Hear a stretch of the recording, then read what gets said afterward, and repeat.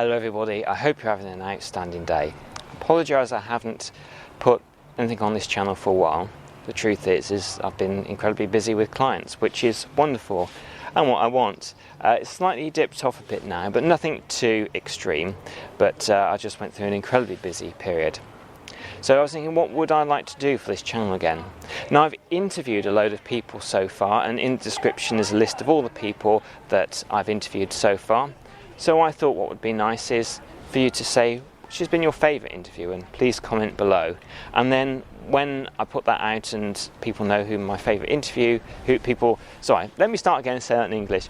Once that is, you have voted on it, I'll then see if this particular person is available for another interview at some point. So in the description is the list of everybody that I've interviewed on this NLP channel. Anyway, whatever you're doing, have an outstanding day and thank you for voting.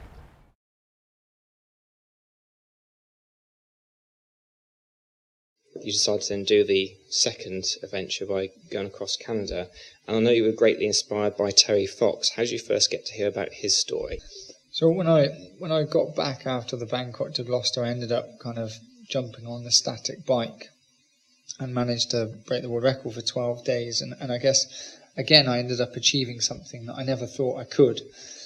And, after that, I kind of had a visa for Canada, and I was literally going to go there on holiday and be a backpacker. But everyone around me in Gloucester was like, Jamie, what are you doing next? What are you doing? And in my mind, I'm thinking, I've done enough already. Well, what do you mean, what am I doing next? But it kind of felt right. And at this point, it raised £20,000 for the Children's Hospital, which was a new school playroom. I thought, do you know what? I've still got money left over from my deposit on the house that I didn't buy. Let's keep going. So I'm sat on the toilet at my mum and dad's house, and I'm like, right, well, I could never really cycle before. Maybe I could have a go at running. So I ran out, and I just went, Mum, Dad, I'm going to run across Canada. And my mum was like, oh no, Jamie, not again. And my dad, he was just like, his veins started pulsating on the side of his head. And he was like, yes, son, that's it, yes. And so from that moment, I was like, right, let's stick this into Google. Literally a minute later, and that's when Terry Fox came out all over the screen. And it was a guy that actually ran across Canada in the 1980s with cancer in one leg. And I watched a YouTube video of him, and I've never felt so inspired. It brought me to tears. And suddenly I thought, you know what, if he can do something like this in his circumstances in the 1980s, which is unheard of to do a challenge like that, then maybe I could have a go too. Maybe I could achieve it.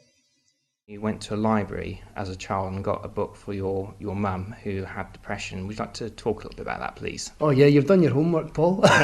Yeah, I was in my first year at high school, so I was like 11, just going on 12, and the English teacher had taken us a tour of the library, and at the time my mum, for the previous 5 years, had been suffering from postnatal depression, and it had been really, really bad and really, really hard for her. And my mum didn't really say, oh, I've got depression, but you can tell as a child, you just get a kind of vibe.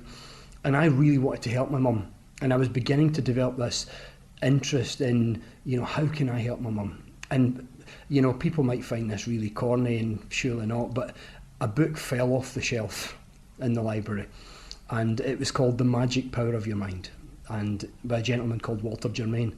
And I immediately thought, I bet that would help my mum.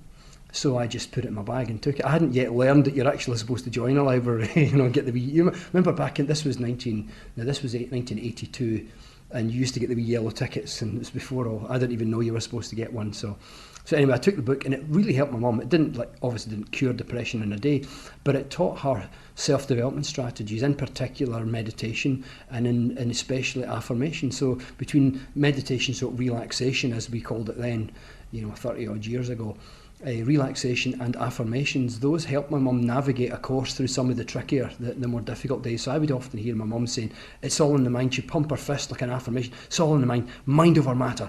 I can do it. And it was all, and it's a thought that counts, which incidentally inspired the name of my first book, actually. So I grew up in an environment as a teenager where I would regularly hear my mum talk about the power of the mind.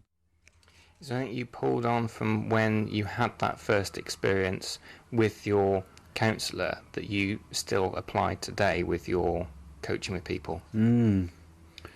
Well, yeah, there's definitely the listening, and I think it's something that just gets deeper and deeper. You know, it's not like, oh, right now I'm a perfect listener. It's an ongoing practice, but to really hear, I think, and in order to do that,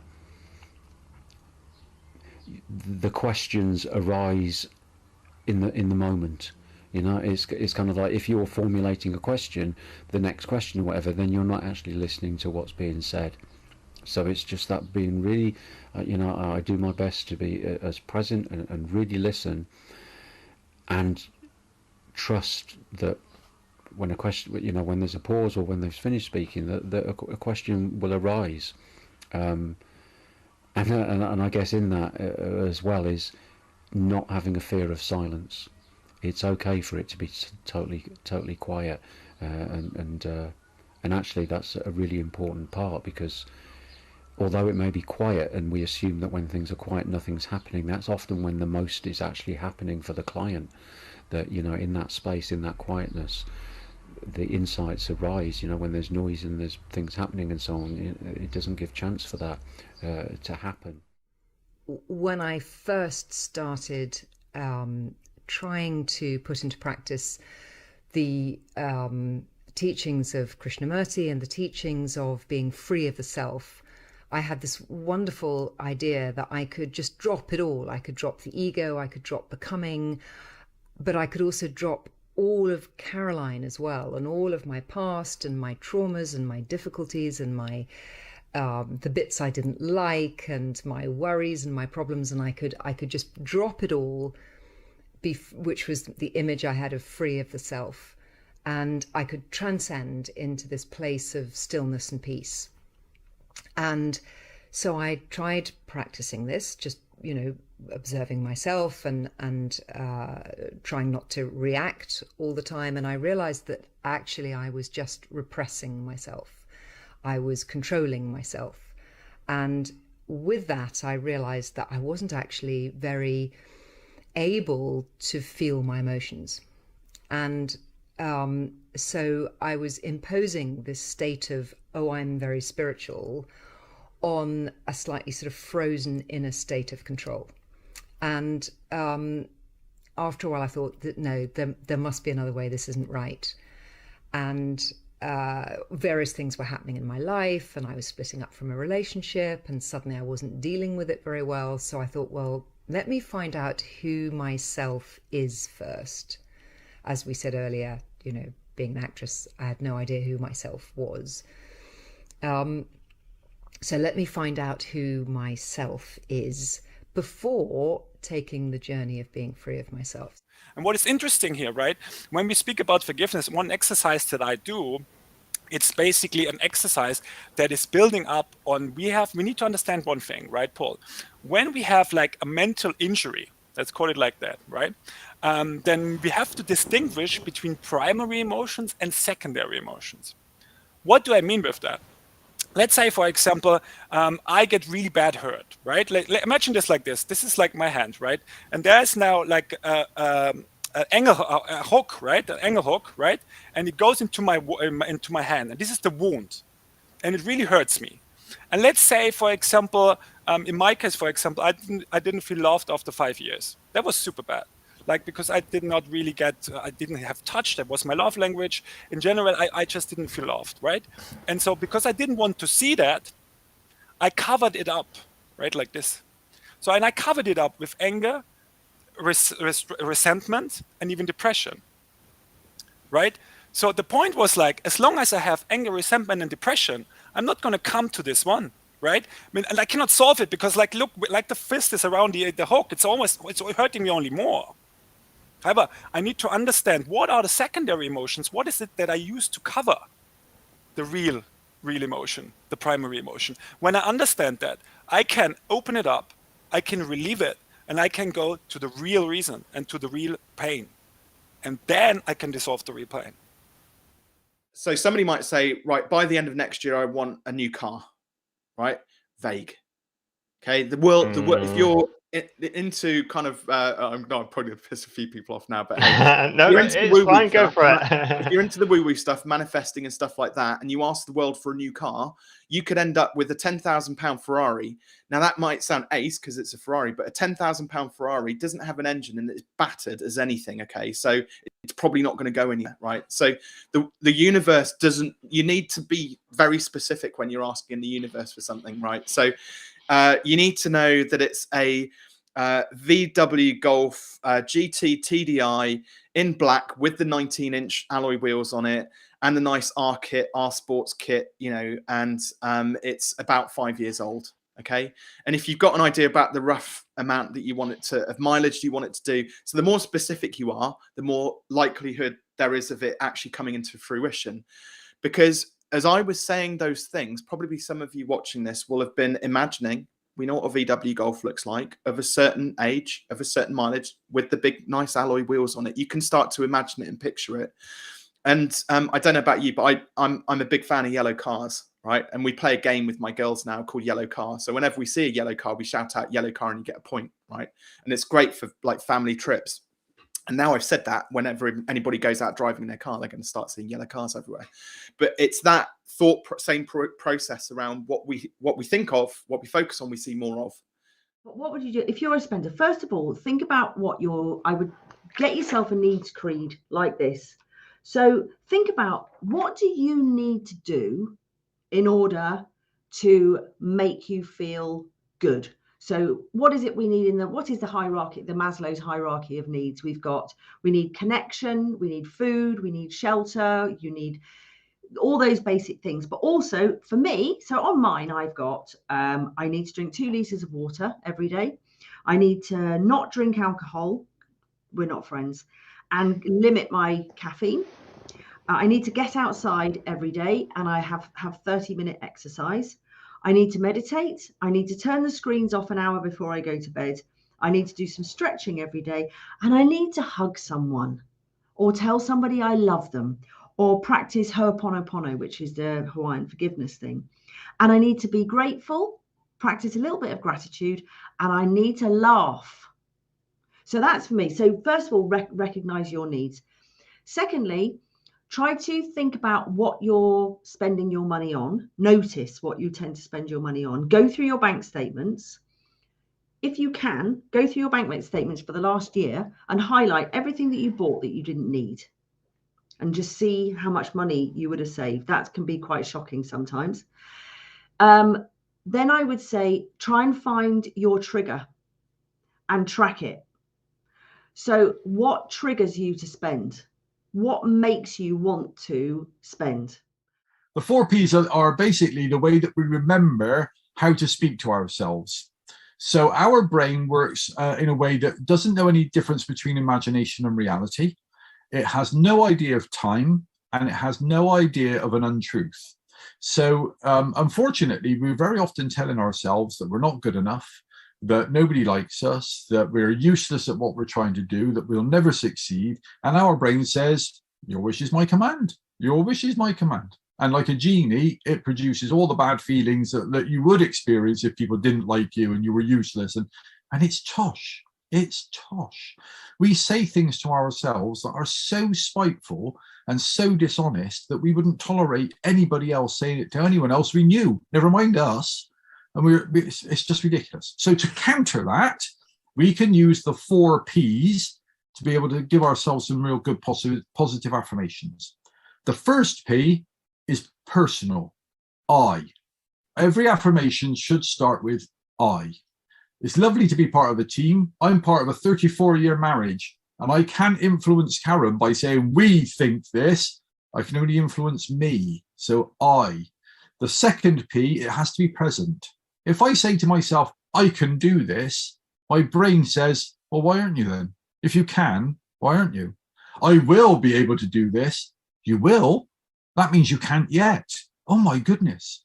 If you say, I am, that's present. That's now. There's no question what you mean. The 4th P, and I've jumped the 3rd one on purpose, the 4th P is the positive affirmation that you want. I am happy. I am calm. I am confident. I am able. If you do that, you will be happy. You will be calm. You'll be confident. You'll be able. But the third P is a power up. Why would you be satisfied with being happy if you can be deliriously happy? Why would you be satisfied with being confident if you can be strangely confident? You're not just confident, it's odd how confident you are. Why would you be calm if you could be blissfully calm? So the 4 Ps are I am, the power up and the present. Personal, present, power up, and positive. Sorry. Personal, present, power up, the positive. I have a question here from Pat. Do you have to completely realign everything to make a difference to the energy in your home, or can you just change a few things? Which is a great question there, Pat. Thank you. Yeah, it is. Yeah, no, you don't have to change everything. It's quite often, you know, I work with the priorities of a client. So say if you were, you know, if the relationships in your life weren't particularly going as you want them to be, whether that's with a partner or children or, you know, family, friends, there's specific areas of the house. We'd look at the Bagua method, so if people have heard of that, but that's where specific, well, the way I do it, there's 2 forms of the Bagua, but the sort of more accurate version is to apply the compass, to sort of overlay the compass directions over. It's best if you've got a floor plan, that's how I usually, you know, ask clients if they've got a floor plan, and lay the compass directions over that, and then you can kind of see where the southwest is, which is the relationships direction for the house, and so we can then really work with that area to yeah, make some changes there, and usually there's sort of 2 or 3 priorities that people have in their life that they would like to make positive change to, and yeah, that becomes the priorities that we would do. So it doesn't have to be sort of, you know, because it can be quite daunting suddenly, obviously, you know, you've got to change everything, and but often there's certain things, say for example, if you've got some clutter kind of going on in a certain area, that very often aligns with where you might be struggling or having a bit of a challenging time in life as well. So just by clearing some clutter and having a tidy up and feeling more organized, you realize that, oh, actually that's, you know, might be the your short-term goals. That's another area of the Bagua, so that might suddenly become clear about what you want to do next, or, you know, decisions that you've been trying to make suddenly become clearer. So yes, clutter's a big part. So many people that are watching and probably going to watch this later that just have a job sitting down. Movement is incredibly important. So what should people be doing in regards to movement if they've either got a job like myself, or they're stuck in an office all day, just sat down in front of their PCs? Yeah, great. Well, I think that the important thing is that we need to use, I don't like analogies with the body in a car, you know, but they do kind of, they are sort of simple analogies which we can kind of start to understand. Like if we keep our car in the garage under the car cover for the whole, you know, the whole year, and we get it out on New Year's Day to drive it round, or maybe in the summer get it out, you know, we're going to have to give it a check over, and we might not be too surprised if things aren't quite functioning quite so right, because we haven't ticked it over. And so I think we start slowly, but we must, I think as a society, again, I think we do need to start, you know, and jobs these days do demand more and more so post-pandemic as well, because everything, we can do our jobs from our home, and we can do everything online.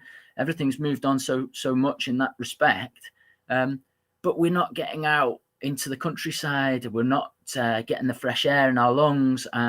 So I would always encourage people to do that. And even if that means, if people, you know, if we're in and around this area of the southwest, we've got some beautiful scenery around here. even if it's just getting out and walking. Go and walk for 20 minutes, half an hour, and try to get into into nature if possible. And then from that, you know, maybe it might build, and it might be, because I don't expect that anyone should start, you know, training like Mo Farah. You know, we don't go from sitting on the couch and sitting at our desks to then being able to run a 10K. You know, we've got to build up steadily. So I think that, yeah, getting out, getting the fresh air in the lungs, helping the body to turn over, raising this heart rate a little bit, making the muscles work is great to keep our bodies in good condition. Visualization is sort of a bit like faking it. And so I'm going to talk about that, and then I'm going to talk about, you know, the masking thing, which doesn't help. But so visualization. In our brains, memory and imagination are very, very closely linked. So, for example, you know, when you say you went out on the street and you got mugged and it was absolutely horrible and it really was traumatic, and then you came in and somebody said, tell me about it, and then you told them about it, and you would feel it again, and you'd feel the same pain, and you'd cry, and you'd feel the same suffering. Because when we imagine, because obviously the retelling, which is why they say when you go to court and talk about a horrible incident, you're almost like are traumatized all over again. So the whole point is that when we imagine things or retell them or think about them in our heads, we are experiencing it again. The brain is experiencing that absolutely in the same way as if we really experienced it.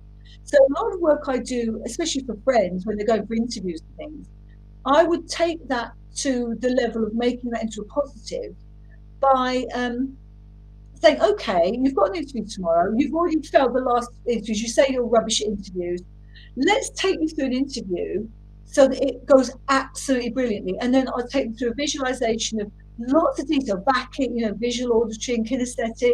We'll go through what you see, what you feel, what you do in order to go for this interview, and how you prepare, and how it all went well, and seeing yourself smiling and enjoying it and feeling confident. That has worked so well in so many occasions. In fact, I did it when I was the head teacher. I did it with my 250 year 11s before they went to their exam, visualizing their exam going well. We went to great detail. I said to all the kids, do you want me to hypnotize you to pass your exam? And they all said, yes, miss, yes, we do. And they all sat quietly, apart from one boy who was giggling at the back. They all sat quietly and went through this visualization of everything from the morning they got up for their exam right through. And you know what? I needed my exams to go up that year, and they really did. I like to start really at the beginning, Art, and what I do like about the workshops, and you've also said it on the online, is that everybody, hello Alison, you do a pledge at the very beginning. We all make sure we put up our hands and say the pledge. So can you say the importance of this pledge, please? Well, the importance of the pledge, I don't mean this as a criticism of other people, but there's so many people out there doing really great work.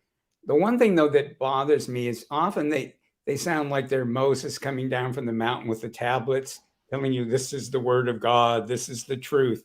And I don't think any of us, when it comes to spirituality and energy work, are seeing the ultimate truth of anything. We're seeing very interesting ideas and concepts and that are really useful. And I think as soon as you think they're the absolute truth, you create a box for your spirituality that contains you. And instead, what I prefer is, I'll tell people, I'm telling you what I think at this moment. It's not the truth. And I've been doing this work for 39 years, and I know that what I say is of value, but it's a much more value if people don't take it as an ultimate truth. Because in energetic NLP, we always want people to connect more and more with their own spiritual information and their own inner wisdom. So I see everything that I do as a way to, when people explore it, it opens them up to something better than what I'm telling them. One small thing that somebody can do to start allowing their abundance, and what small little tiny step can they start? The answer that comes to that question is to create space. which can be a challenge for us, but just create some space, called creating sacred space, right? You can start with 5 minutes, 10 minutes, 15 minutes, 20 minutes. My ideal would be to start with 20 if you can. Just sit and be with yourself, right? To connect with yourself fundamentally, but also with what it is that you want to call in. So I talk about, calling in the amount of money that you want to bring in and create space. It's like the undoing that we need to do to start to welcome in. So I would say start with making sacred space, commit to amount of time that you can realistically show up to, ideally every day, a minimum 4 days a week, 5 minutes, 10 minutes, 15 minutes, 20 minutes. You can, if you have the luxury of more time, that's wonderful. And start to make space for this process to start, because it's like alive in you. We need to create space to let it start to grow and develop. Outstanding. And I just had this, which I'm really pleased to see. Pat says, I'm going to try journaling to see where it takes me. In the work that I've done with bereavement, one of the most common things that people want to talk about, having been bereaved, is when they have what we call a visitation dream. So when their deceased loved one appears to them in a dream, and they would want to have a conversation about that, because they would want to know, is it real? Is it important? Does it matter? And one of the things I talk about in my book, Answers in the Dark, I talk about visitation dreams, and I kind of put them into two categories. So we've got the category of dream, which is what I call nighttime therapy. And that's where the dream is very much recognizing that there's perhaps some unresolved conversations, there's some unsaid or unfinished business. And so that will sometimes work its way through as what I call nighttime therapy. So that would be where the deceased person comes to them in a dream, but in the dream, there's something about it that's not quite right. So it might be that the deceased loved one is being unkind, or the dream itself is quite traumatic, and that would never be a visitation dream. In my experience over the last 20 years, visitation dreams, authentic visitation dreams as I call them, when the dreamer wakes up in the morning, they wake up as if something very special has just happened. It's one of those things that I think people can, in a modern day and any time throughout life, have dismissed actually the importance of having fun and enjoyment in our life. And I know from a talk that I went to by a psychologist that they were talking to a Japanese person who basically did a 22-hour day, and he was kind of seen as like a model business person until he died of a massive heart attack at the age of 25. So it just shows that it's important to actually have that relaxation time. What have been your findings and what you've been taught as well in your psychology that has the importance to do with having that fun and that relaxation time, or that excitement time? Yeah, I think throughout last year's dissertation, I did find that a lot of problems that we do have is very much a social construct, where it doesn't actually exist. It's just like we're being courteous, or we're being like kind of overprotective or anxious about certain things that are going on. And sometimes like that anxiety can kind of hold you back. And